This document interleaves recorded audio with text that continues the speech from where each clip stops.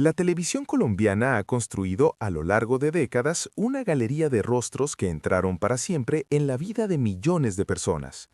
Actores que dieron vida a personajes inolvidables, que hicieron llorar, reír y sentir. Pero en los últimos tiempos, algunas de esas voces se han apagado para siempre.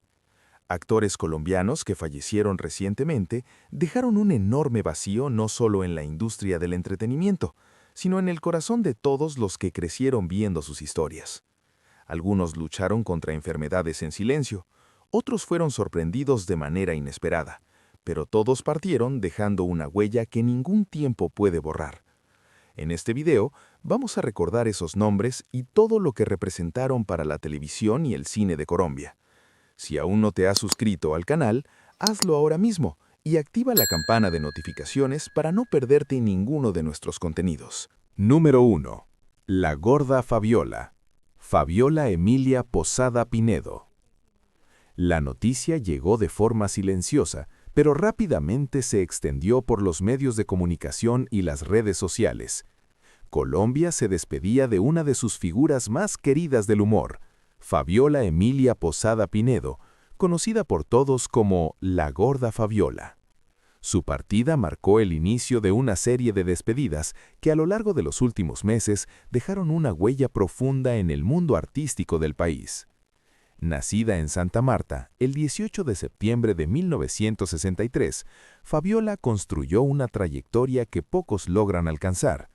Su historia comenzó de manera sencilla, casi discreta, cuando ingresó como extra en el tradicional programa humorístico Sábados Felices.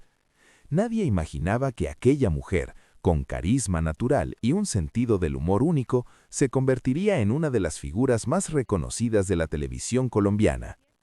Con el paso de los años, su talento se hizo evidente. Sus personajes conquistaron al público y su presencia en escena se volvió indispensable. Pero su vida no se limitaba al humor. También incursionó en el mundo de la moda, creando la marca Baila Gorda Fabiola, pensada especialmente para mujeres de tallas grandes, transmitiendo un mensaje importante de inclusión y autoestima. Además, su trabajo no se quedó solo en el entretenimiento. Entre 2002 y 2005 fue concejala de Bogotá, mostrando un compromiso real con la sociedad y con causas que iban más allá de la televisión. Detrás de su sonrisa constante, sin embargo, existía una lucha silenciosa. A lo largo de los años, Fabiola enfrentó diversos problemas de salud. Diabetes, hipertensión, complicaciones cardíacas y problemas en las rodillas formaban parte de su día a día. Desde 2014 sufrió 4 infartos, lo que la obligó a alejarse temporalmente de las cámaras. En 2018 vivió uno de sus momentos más críticos de su vida. Durante una grabación, se desmayó debido a una desnutrición severa acompañada de anemia. El cuadro fue tan grave que permaneció en coma durante casi un mes, con fallo de varios órganos. Contra todo pronóstico logró recuperarse, demostrando una fortaleza admirable. Pero en septiembre de 2024, algo inesperado ocurrió. Poco después de celebrar un nuevo cumpleaños, Fabiola comenzó a presentar síntomas que al principio parecían comunes. Su familia pensó que se trataba de algo relacionado con sus enfermedades previas. Sin embargo, la situación empeoró rápidamente.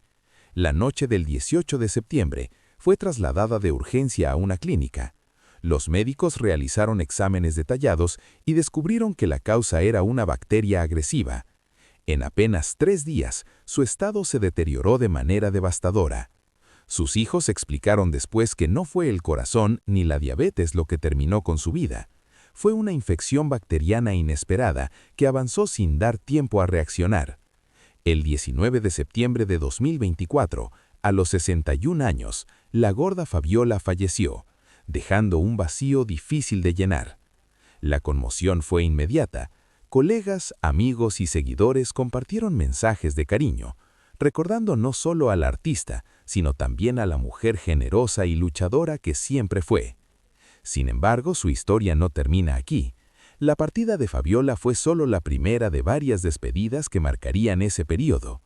Otros nombres importantes también comenzarían a irse, cada uno con su propia historia, sus batallas y su legado. Y mientras el país aún intentaba asimilar esta pérdida reciente, una nueva noticia comenzaba a surgir, trayendo a la memoria otro gran nombre de la actuación colombiana. Número 2. Julio Medina.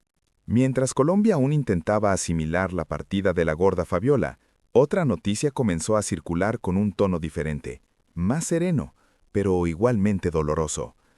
Esta vez se trataba de Julio Medina, un actor cuya historia no solo pertenecía a su país, sino también a escenarios internacionales.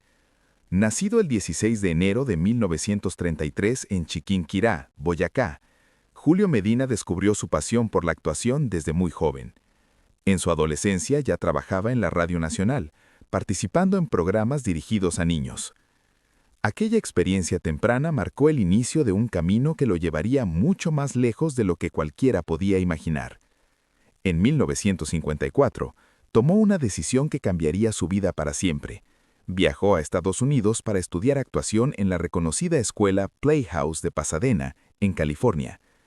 Era una época en la que pocos actores latinoamericanos lograban abrirse camino en la industria estadounidense, pero Julio lo intentó con determinación. Su esfuerzo dio frutos. En 1965, inició su carrera en la televisión norteamericana con una aparición en la serie Gunsmoke. A partir de ese momento, comenzó a participar en diversas producciones, construyendo una carrera sólida con papeles secundarios en proyectos de gran nivel. Durante cerca de 25 años, formó parte de aproximadamente 30 producciones, incluyendo la primera entrega de Wonder Woman. A pesar de su éxito en el extranjero, nunca perdió el vínculo con su país. En 1984 decidió regresar a Colombia, donde continuó su carrera con la misma pasión. Participó en producciones que se convirtieron en referentes de la televisión nacional, como Los Cuervos, Las Aguas Mansas, En Cuerpo Ajeno y La Viuda de Blanco. Con el paso del tiempo, su presencia en pantalla se volvió sinónimo de experiencia y respeto. Era un actor que no necesitaba protagonizar para destacar. Su sola aparición bastaba para dar fuerza a cualquier historia. En sus últimos años, Julio Medina se alejó de las cámaras. Desde 2018 había decidido retirarse de la actuación para disfrutar de una vida más tranquila. Se instaló en una residencia para adultos mayores, donde pasaba sus días rodeado de libros y películas, manteniendo siempre su amor por el arte. Sin embargo, su salud comenzó a deteriorarse. Padecía diabetes y varias afecciones cardíacas que, con el tiempo, fueron complicando su estado. Durante las semanas previas a su fallecimiento, se encontraba en cuidados paliativos, acompañado por profesionales de la salud y personas cercanas. El 23 de noviembre de 2024, a los 91 años, Julio Medina falleció en Bogotá. Su partida fue tranquila, acorde con la vida que había llevado en sus últimos años. La noticia generó una ola de mensajes de despedida. La Asociación Colombiana de Actores destacó no solo su talento, sino también su calidad humana, recordándolo como un gran compañero y amigo. A diferencia de la repentina partida de Fabiola, la despedida de Julio tuvo un aire distinto. Fue el cierre de una vida larga, llena de experiencias, aprendizajes y contribuciones al mundo artístico. Pero si algo unía ambas historias, era el impacto que dejaron en quienes los conocieron, ya fuera de cerca o a través de la pantalla. Y mientras el país despedía a este veterano actor, otra historia comenzaba a tomar forma. Una mujer con más de 60 décadas de trayectoria también enfrentaba sus propios desafíos, sin imaginar que su nombre pronto se sumaría a esta lista de despedidas. Número 3. Margalida Castro. El nombre de Margalida Castro ya formaba parte de la historia de la televisión colombiana mucho antes de que su despedida se convirtiera en noticia. Durante más de 6 décadas, su presencia en la pantalla fue constante, sólida y profundamente respetada. Nacida el 19 de noviembre de 1941 en San Gil, Santander, creció en Bogotá, donde comenzó a construir una vida marcada por el arte. Aunque inicialmente estudió arquitectura en la Universidad Nacional, su camino tomó otro rumbo cuando descubrió su pasión por la actuación.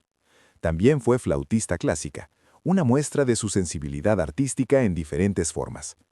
Su debut en la televisión ocurrió en 1967, en la serie La Tercera Palabra, dirigida por Bernardo Romero Lozano. Desde ese momento, su carrera no se detuvo. A lo largo de los años, dio vida a personajes que quedaron en la memoria del público, como Doña Custodia en Dulce Ave Negra, Élida Pérez en Música Maestro y la entrañable tía Chabela en Yo amo a Paquita Gallego. Su talento fue reconocido en múltiples ocasiones. Recibió 2 premios India Catalina en 1996 y 2012, y en 2013 fue homenajeada con el reconocimiento Víctor Nieto a toda una vida, un reflejo de su trayectoria y su impacto en la industria. Pero más allá de los premios, lo que definía a Margalida era su compromiso con su oficio. Incluso en sus últimos años, seguía activa, participando en proyectos y desarrollando nuevas ideas. Su última aparición fue en la serie Los Billys, estrenada en 2023, demostrando que su pasión seguía intacta. Semanas antes de su fallecimiento, había viajado a Chile para celebrar su cumpleaños junto a sus hijas y nietos. Fue un momento de alegría, rodeada de su familia, en el que parecía estar disfrutando de una etapa tranquila. Sin embargo, su salud comenzó a complicarse poco después. Fue hospitalizada tras presentar varios problemas médicos, y con el paso de los días se confirmó un diagnóstico que cambiaría todo. Cáncer de mama, descubierto hacía poco tiempo. A pesar de la gravedad de la enfermedad, la noticia no se hizo pública de inmediato. Margalida enfrentó este proceso de manera discreta, acompañada por sus seres queridos y su equipo cercano. El 19 de diciembre de 2024, a los 83 años, falleció.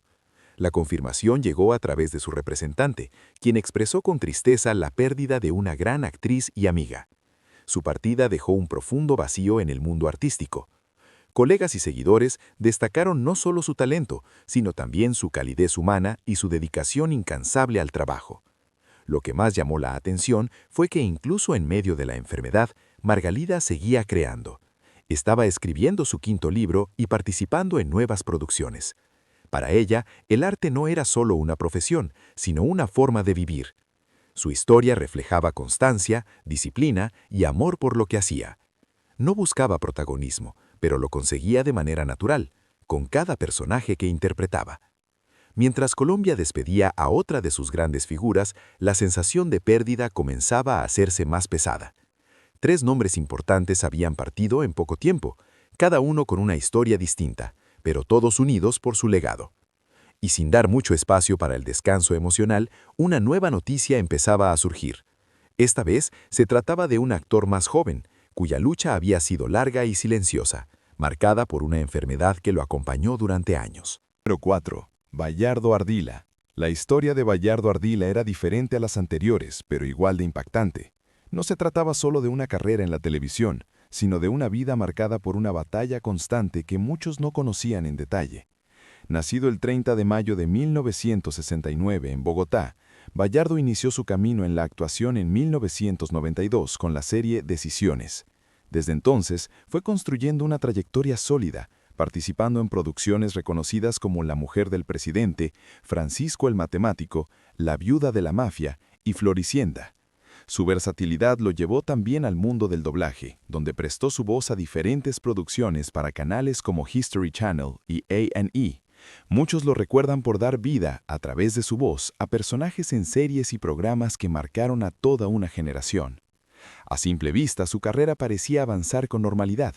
Sin embargo, en 2009, recibió un diagnóstico que cambiaría su vida por completo: lupus eritematoso, una enfermedad autoinmune que puede afectar múltiples órganos del cuerpo. Los primeros años fueron especialmente difíciles.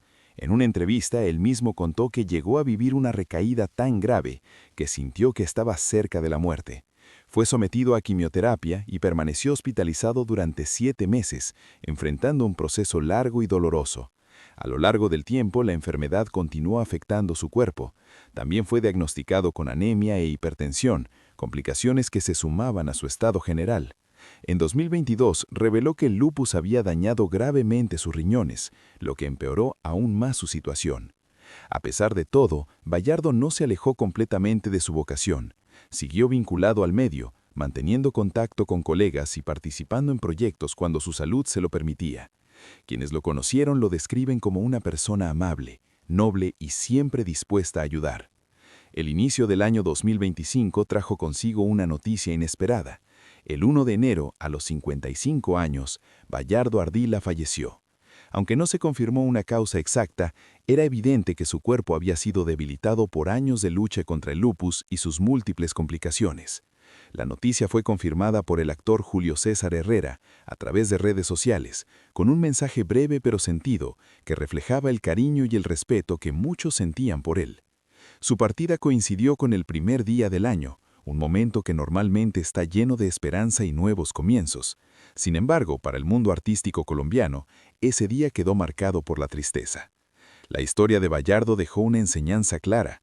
Detrás de cada aparición en pantalla, hay realidades que muchas veces el público no llega a conocer. Su lucha fue silenciosa, constante y profundamente humana. Mientras el país sumaba otra despedida a esta lista que no dejaba de crecer, el sentimiento de pérdida se hacía cada vez más fuerte. Ya no se trataba de casos aislados, sino de una cadena de ausencias que empezaba a preocupar. Y justo cuando el calendario avanzaba, otro nombre, aún más reconocido por el público masivo, comenzaba a ocupar titulares. Un actor cuya imagen había quedado grabada en una de las telenovelas más importantes de la historia. Número 5. Kepa Amuchastegui. El siguiente nombre en aparecer en los titulares no era desconocido para nadie. Kepa Amuchastegui había dejado una huella imborrable en la televisión, especialmente por su participación en una de las producciones más icónicas de Colombia. Nacido el 9 de diciembre de 1941 en Bogotá, hijo de inmigrantes vascos, su vida estuvo marcada desde temprano por el arte y el conocimiento. Aunque estudió arquitectura en la Universidad de los Andes, pronto encontró su verdadera vocación en el teatro, integrándose al grupo de la misma institución y llegando incluso a dirigirlo. Su formación lo llevó fuera del país. Estudió actuación en París y trabajó en Londres con la Royal Shakespeare Company, una experiencia que fortaleció su visión artística y su disciplina. Al regresar a Colombia, en 1971, fundó el Teatro La Mamá, consolidando su compromiso con la escena cultural. Durante años, su trabajo se centró principalmente en el teatro. No fue hasta 1983, cuando ya tenía 42 años, que incursionó en la televisión con la telenovela La Pezuña del Diablo. A partir de ahí, comenzó una nueva etapa en su carrera. Sin embargo, fue en 1999 cuando alcanzó un reconocimiento masivo. Su papel de Don Roberto Mendoza en Yo soy Betty, la Fea, lo convirtió en una figura inolvidable para millones de espectadores. Su interpretación del padre firme, elegante y reflexivo marcó a toda una generación. A pesar de su trayectoria, los últimos años no fueron fáciles. En 2024, sorprendió al público al revelar que atravesaba dificultades económicas. Explicó que no contaba con una pensión y que las oportunidades laborales eran escasas, limitadas a papeles pequeños y esporádicos. Poco después, su situación se complicó aún más. En diciembre de ese mismo año, fue sometido a una cirugía tras descubrirse un tumor maligno en la vejiga. La enfermedad avanzaba de manera agresiva, afectando incluso estructuras cercanas. Frente a este diagnóstico, Kepa tomó una decisión difícil. Rechazó tratamientos como la quimioterapia, la radioterapia y una cirugía más invasiva que implicaba la extracción de la vejiga. Consideraba que los efectos podían deteriorar demasiado su calidad de vida. En su lugar, optó por un tratamiento de inmunoterapia. También hizo un llamado público pidiendo apoyo económico a quienes habían seguido su carrera durante años, ya que no podía continuar trabajando. Sus palabras reflejaban su forma de ver la vida. Prefería mantenerse fiel a sí mismo, incluso en un momento tan complejo, antes que someterse a procedimientos que no deseaba. El 27 de mayo de 2025, a las 23:11, Kepa Amuchastegui falleció en Bogotá a los 84 años, a causa de cáncer de vejiga. Su partida generó una ola de reacciones inmediatas. Compañeros de Yo soy Betty la Fea fueron de los primeros en despedirlo. Recordaron su profesionalismo, su elegancia y todo lo que había aportado tanto dentro como fuera de las cámaras. Su historia dejó una sensación particular, no solo por su legado artístico, sino también por las circunstancias que rodearon sus últimos años, mostrando una realidad que muchas veces permanece oculta. Mientras Colombia asimilaba esta nueva pérdida, el sentimiento colectivo se hacía cada vez más profundo.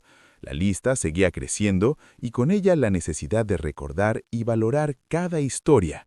y cuando parecía que el impacto no podía ser mayor, otro nombre, igualmente importante en el teatro y la televisión, comenzaba a ocupar el espacio de la siguiente despedida. Número 6. Carlos Barbosa Romero. El nombre de Carlos Barbosa Romero comenzó a resonar con fuerza en los titulares, sumándose a una lista que no dejaba de crecer. Para muchos, no era solo un actor más, sino una figura clave en la historia del teatro y la televisión colombiana. Nacido el 15 de enero de 1944 en Cali, su camino no empezó directamente en la actuación. Inicialmente estudió arquitectura en la Universidad del Valle, pero fue en el teatro universitario donde descubrió su verdadera vocación. A partir de ese momento, su vida tomó un rumbo distinto, guiado por el arte y la interpretación. Su talento lo llevó a formar parte del histórico Teatro Popular de Bogotá, un espacio fundamental para la cultura del país. Allí trabajó bajo la dirección de figuras reconocidas como Fanny Maikey, Jorge Alí Triana y Luis Alberto García, lo que fortaleció su formación y su presencia escénica. En 1969 dio el salto a la televisión con la producción Cando. Desde entonces, su carrera se expandió rápidamente. A lo largo de los años, participó en múltiples producciones que marcaron época, moviéndose con naturalidad entre el drama y la comedia. Series como Los Cuervos, Los Pecados de Inés de Hinojosa y Don Chinche forman parte de su recorrido, mostrando su capacidad para adaptarse a diferentes personajes. Sin embargo, uno de los papeles que le dio reconocimiento nacional fue el de Eurípides en El Divino, en 1986. Más adelante alcanzó gran popularidad con la comedia Vuelo Secreto, transmitida entre 1992 y 1998. Su participación en este proyecto lo acercó aún más al público, consolidando su lugar como un actor versátil y querido. Pero su vida también estuvo marcada por momentos difíciles. En 2020 sufrió una trombosis cerebral que afectó su memoria. Fue un golpe fuerte, tanto a nivel personal como profesional. Sin embargo, gracias a terapias constantes, logró recuperar gran parte de sus capacidades. A esto se sumó un infarto pulmonar, complicando aún más su estado de salud. Y con el paso del tiempo, llegó un diagnóstico aún más complejo: mieloma múltiple, un tipo de cáncer que afecta las células plasmáticas de la médula ósea. Durante 2 años, enfrentó esta enfermedad bajo cuidados paliativos. Fue un proceso largo en el que estuvo acompañado por su familia y su entorno más cercano. El 9 de octubre de 2025, a los 81 años, falleció en Bogotá. Su partida ocurrió en un ambiente tranquilo, rodeado de cuidados y con la posibilidad de una despedida en paz, tal como lo confirmó su esposa, Miriam Boórquez. Quienes lo conocieron destacan que, en sus últimos momentos, existía una sensación de serenidad. Era como si, después de una vida intensa y llena de historias, él mismo estuviera preparado para cerrar ese capítulo. Su legado quedó no solo en sus personajes, sino también en la huella que dejó en sus compañeros y en el público. Fue un actor que supo adaptarse a los cambios del tiempo, manteniendo siempre su esencia. Mientras Colombia despedía a otra de sus grandes figuras, la sensación de nostalgia se hacía cada vez más profunda. Cada historia parecía entrelazarse con la anterior, formando un relato colectivo de pérdidas y recuerdos. Y justo cuando el país intentaba encontrar un momento de calma, otro nombre comenzaba a aparecer. Esta vez se trataba de un actor cuya pasión por su oficio lo mantuvo activo hasta el final. Número 7. Gustavo Angarita. El nombre de Gustavo Angarita apareció en los titulares en un momento en el que el país aún no terminaba de procesar las pérdidas anteriores. Su partida no solo representaba la despedida de un actor, sino también la de un artista que nunca se alejó de su vocación. Nacido el 2 de septiembre de 1942 en Bogotá, Gustavo Angarita construyó su camino desde una base sólida.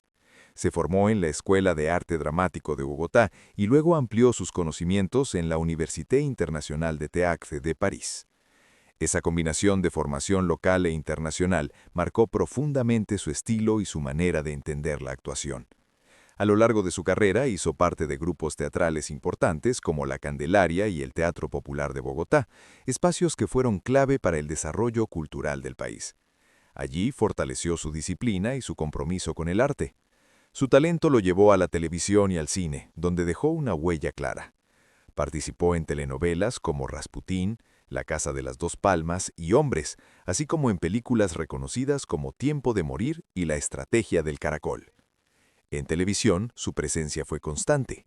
Interpretó personajes memorables en producciones como Caballo Viejo, La Potra Zaina, La Casa de las Dos Palmas y Bella Calamidades. Cada uno de sus papeles reflejaba su capacidad para transmitir emociones con naturalidad. A lo largo de su trayectoria recibió importantes reconocimientos, entre ellos el Premio India Catalina y el Simón Bolívar, que destacaban no solo su talento, sino también su aporte al arte colombiano. Pero en sus últimos años, su salud comenzó a deteriorarse. En abril de 2025, su hijo informó que había sido hospitalizado debido a complicaciones relacionadas con una deficiencia de calcio y magnesio, lo que representaba un riesgo para su corazón. Con el tiempo, se hizo evidente que la situación era más compleja. El cáncer avanzaba y comenzaba a afectar su movilidad, llevándolo a una etapa difícil tanto física como emocionalmente. A pesar de todo, Gustavo Angarita no se detuvo. Continuó trabajando mientras su cuerpo se lo permitió. Su hijo reveló que incluso una semana antes de su fallecimiento, seguía grabando y haciendo lo que más amaba. El 17 de octubre de 2025, a los 83 años, falleció. La causa fue un cáncer con metástasis avanzada, en una etapa en la que ya se encontraba bajo cuidados paliativos. La familia decidió no revelar el tipo específico de la enfermedad. Su partida dejó un profundo impacto, no solo por su trayectoria, sino por la forma en la que vivió sus últimos días, fiel a sí mismo, activo y comprometido con su arte hasta el final. Las palabras de su familia reflejaron ese sentimiento. Su hijo destacó que nunca dejó de ser quien era, mientras que su sobrina, la actriz Sandra Eichler, lo despidió con un mensaje lleno de admiración y cariño.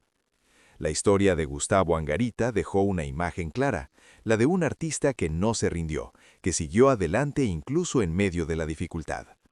Mientras Colombia sumaba otra despedida, el peso emocional de estas pérdidas comenzaba a sentirse con más fuerza. Cada nombre traía consigo recuerdos, escenas y momentos que ahora quedaban en la memoria colectiva. Y cuando parecía que el año no podía traer más noticias difíciles, otra historia comenzaba a surgir, esta vez la de una actriz que había decidido alejarse de todo antes de regresar inesperadamente a la pantalla. Número 8. Sandra Reyes. La historia de Sandra Reyes tenía algo distinto desde el inicio, no solo por su talento, sino por las decisiones que tomó a lo largo de su vida, decisiones que marcaron su camino de una forma profunda y personal. Nacida el 31 de mayo de 1975 en Bogotá, comenzó su carrera en 1994 con la serie Clase Aparte. Desde ese momento su presencia llamó la atención y poco a poco fue construyendo una trayectoria sólida dentro de la televisión colombiana. Su primer gran reconocimiento llegó en 1997 con la telenovela La Mujer del Presidente, donde interpretó a Adriana Guerrero. Ese papel la posicionó como una actriz con gran proyección. Años más tarde, volvió a destacar con su participación en El Cartel de los Sapos, donde dio vida a Amparo Cadena, consolidando aún más su lugar en la industria. Sin embargo, para muchos, su personaje más recordado fue el de Paula Dávila en Pedro el Escamoso, una producción que marcó a toda una generación entre 2001 y 2003. Su interpretación dejó una huella fuerte en el público, convirtiéndola en un rostro familiar en los hogares colombianos. Con el paso del tiempo, su carrera continuó creciendo. Participó en nuevos proyectos, incluyendo Rigo, la serie biográfica del ciclista Rigoberto Urán, donde volvió a demostrar su capacidad actoral. Pero en 2018 tomó una decisión que sorprendió a muchos. Decidió alejarse de la actuación. No fue por falta de oportunidades, sino por una necesidad personal. Explicó que estaba viviendo un proceso interno, una reconstrucción de sí misma. Sentía que debía ser coherente con su forma de ver la vida.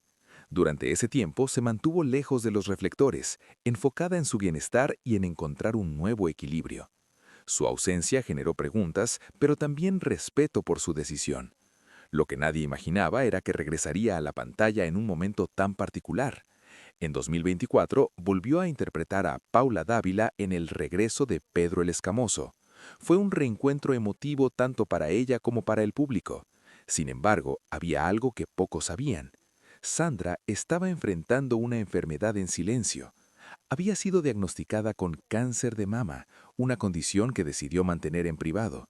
Con el tiempo, la enfermedad avanzó y provocó metástasis en los huesos, complicando su estado de salud. Según se informó, no habría recibido quimioterapia, posiblemente debido a sus creencias personales. Lo más impactante fue la coincidencia entre la ficción y la realidad. En la nueva etapa de la telenovela, su personaje también enfrentaba un diagnóstico de cáncer. En una escena decía una frase que con el tiempo adquiriría un significado mucho más profundo. El 1 de diciembre de 2024, a los 49 años, Sandra Reyes falleció. Su partida ocurrió en la intimidad de su hogar, acompañada por su familia y personas cercanas. Sus seres queridos destacaron la forma en la que enfrentó esta etapa. Hablaron de valentía, de dignidad y de una fortaleza que se mantuvo hasta el final. La noticia generó un impacto inmediato. Su historia, marcada por decisiones personales, silencios y regresos, dejó una sensación distinta en quienes la recordaban. Mientras Colombia sumaba otra despedida, el sentimiento colectivo se volvía cada vez más intenso. Cada historia parecía tocar una fibra distinta, pero todas estaban conectadas por el mismo hilo. Y cuando parecía que el año ya había dejado suficientes pérdidas, otra historia comenzaba a surgir. Esta vez, la de un actor que luchó durante más de un año contra una enfermedad que avanzó sin detenerse. Número 9. Conrado Osorio. La historia de Conrado Osorio comenzó a ocupar un lugar importante entre las despedidas más recientes, pero su recorrido había cruzado fronteras mucho antes de ese momento. No era solo un actor colombiano, sino alguien que logró abrirse camino en otro país y construir allí una parte esencial de su carrera. Originario de Medellín, dio sus primeros pasos en el teatro a comienzos de los años 90. Desde el inicio mostró una determinación clara por crecer dentro del mundo artístico, lo que lo llevó a tomar una decisión importante en 1999, emigrar a México en busca de nuevas oportunidades. Fue en Televisa donde encontró su primer papel relevante en la serie juvenil Clase 406. Allí compartió escena con actores que, con el tiempo, se convertirían en figuras destacadas de la televisión. Esa experiencia marcó el inicio de una etapa que consolidaría su presencia en la industria mexicana. Su participación en La Fea Más Bella lo posicionó como un rostro habitual en la pantalla. Más adelante, en 2010, interpretó a Iván en varios episodios de La Reina del Sur, ampliando aún más su reconocimiento. A pesar de su trabajo en el extranjero, nunca se desligó completamente de Colombia. Participó en producciones como Padres e Hijos, Duelo de Pasiones, La Ley del Corazón y El Cartel de los Sapos, manteniendo siempre un vínculo con su país de origen. Sin embargo, su vida dio un giro difícil en 2023, cuando fue diagnosticado con cáncer de colon. Desde ese momento, comenzó una lucha que se extendería por más de un año. Fue sometido a una cirugía en la que le extrajeron 55 ganglios linfáticos. Posteriormente recibió la noticia de que el cáncer había hecho metástasis en el cuello. A esto se sumaron complicaciones renales importantes, ya que solo contaba con un riñón funcional. Debido a esta situación, tuvo que someterse a una nefrostomía, un procedimiento necesario para drenar la orina. Su estado de salud se volvió cada vez más complejo, obligándolo a enfrentar múltiples desafíos al mismo tiempo. Durante ese proceso, compartió algunos mensajes en los que dejaba ver la dificultad de lo que estaba viviendo. En septiembre de 2025, habló abiertamente sobre semanas complicadas y nuevas complicaciones que seguían apareciendo. A pesar de todo, continuó luchando. Su actitud reflejaba resistencia, incluso en medio de la incertidumbre. El 27 de noviembre de 2025, a los 49 años, falleció. En Medellín, la causa de su muerte estuvo relacionada con las complicaciones del cáncer de colon con metástasis, sumadas a los problemas renales y los efectos del tratamiento. Su última publicación pública había sido un mes antes, el 26 de octubre, cuando celebró su cumpleaños en una clínica. Aunque se le veía debilitado, estaba acompañado por su familia, lo que daba una sensación de cercanía y apoyo en un momento difícil. Tras su partida, su familia compartió mensajes llenos de emoción. Su hermano expresó que lo recordaría con alegría y que honraría su memoria, reflejando el impacto que dejó en quienes lo rodeaban. La historia de Conrado Osorio fue la de alguien que no dejó de intentarlo, que cruzó fronteras y enfrentó su enfermedad con valentía. Mientras Colombia sumaba otra despedida, el sentimiento colectivo se volvía cada vez más profundo. Las historias comenzaban a entrelazarse, formando un retrato de esfuerzo, talento y despedidas difíciles. Y cuando parecía que el ciclo estaba llegando a su final, aún quedaba una última historia por contar. Una que, de alguna manera, conectaba con todas las anteriores y cerraba este recorrido de pérdidas recientes. Número 10. Nicolás Cardona.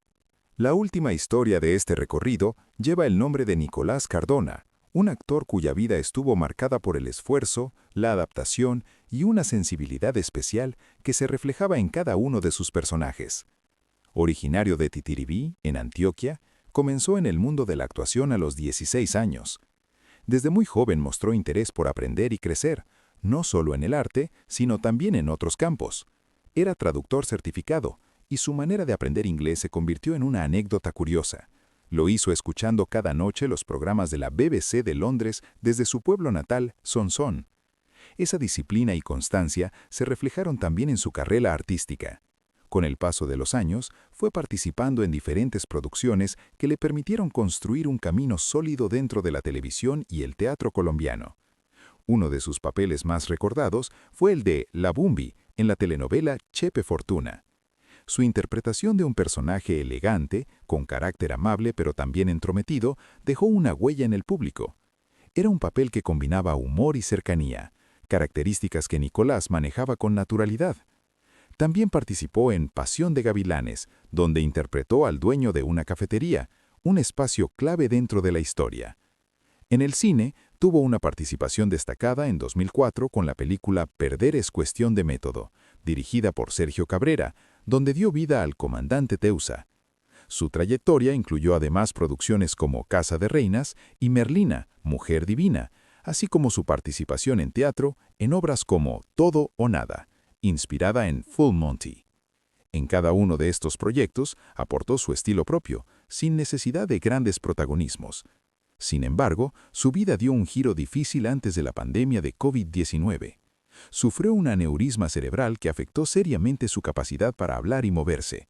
Fue un momento crítico que cambió completamente su rutina. Tras ese episodio, inició un proceso de recuperación intenso. Gracias a terapias constantes, logró avanzar poco a poco, demostrando una gran fuerza personal. Aún así, la experiencia lo llevó a tomar una decisión importante: alejarse de la actuación.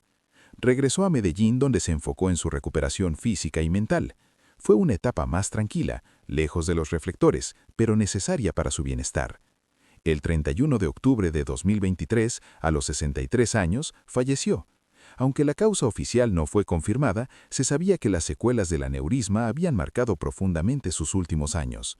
La noticia fue confirmada por la Asociación Colombiana de Actores, generando mensajes de despedida llenos de respeto y afecto. Colegas y amigos recordaron no solo su talento, sino también su calidad humana. Su historia cerraba este recorrido de despedidas con una sensación particular. No era solo el final de una lista, sino el reflejo de vidas distintas, caminos únicos y luchas personales que muchas veces permanecen ocultas. Cada uno de estos nombres dejó una huella en la memoria colectiva. Sus historias, aunque marcadas por la despedida, también hablan de esfuerzo, pasión y dedicación. Y mientras el silencio comienza a ocupar el lugar de sus voces, queda algo que no desaparece: el recuerdo de quienes, a través de su arte, lograron permanecer más allá del tiempo. Es difícil hablar sobre la pérdida de personas que formaron parte de nuestra vida a través de una pantalla, pero es importante recordarlas y mantener viva la memoria de lo que construyeron. Actores colombianos que fallecieron recientemente nos dejaron con la certeza de que el verdadero talento nunca desaparece del todo. Permanece en las escenas, en los diálogos y en las emociones que aún sentimos cuando recordamos su trabajo. Cuéntanos en los comentarios cuál de estos actores marcó más tu vida y por qué. Tu opinión es muy importante para nosotros. Si este video te tocó de alguna manera, deja tu like y compártelo con alguien que también los admiraba. Suscríbete al canal y activa la campana de notificaciones para seguir acompañando todos nuestros videos. Hasta la próxima.